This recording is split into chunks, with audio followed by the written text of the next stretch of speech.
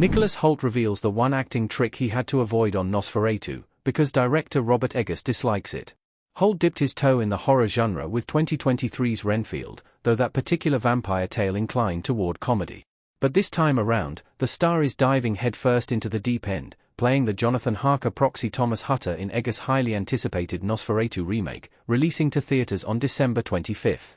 The SAG Awards nominated Hoult brought loads of talent and technique to Nosferatu, but there was one particular acting tool he had to leave in the box this time around, as director Eggers isn't a fan. Hoult revealed recently that he got into the habit of using his eyebrows a lot while starring on the TV series The Great, but had to tame his twitchy brows for Nosferatu, to abide by his director's very specific acting rules, via th. What this means for Hoult's Nosferatu performance. Psychological intensity is Eggers' bread and butter. Hoult essentially used his eyebrows as a comedic tool on The Great, adding to his dual performances as Peter III of Russia and his double Yemelyan Pugachev. Nosferatu is not a satirical period piece, however, and Hoult was obliged to tone down his eyebrow acting in deference to Eggers, even though it felt strange to the actor at first. Eggers' previous movies are, among other things, exercises in psychological intensity. There may be some hilarious moments in The Lighthouse, due to the character's turpentine-fueled unraveling, but overall the film is sweaty and oppressive.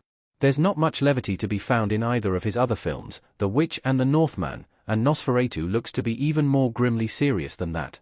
It's understandable, then, that Eggers would make a rule against any expressions that might accidentally slide into the comedic, and potentially break the vampire remake's horrific spell. Our take on Eggers' Nosferatu influences and direction. Ingmar Bergman is not known for happy movies. Imagery from Nosferatu custom image by Yalin Chacon.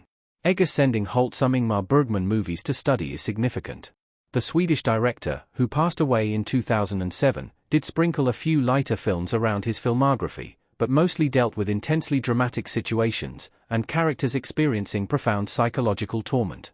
That Bergman was, seemingly, a big inspiration for Eggers on Nosferatu is one more indication of the film's tone, which unsurprisingly figures to be dark and brooding, and, of course, horrifying. The Eggers' Bergman-esque approach to Nosferatu apparently had a big influence on the performances, to the extent that Hoult, at least for his part, had to alter his whole acting style in order to conform to his director's vision. That Eggers is indeed a director of vision is not in dispute. He seems the ideal person to tackle Nosferatu, a film that cries out for his psychologically complex, visually arresting approach to the horror genre.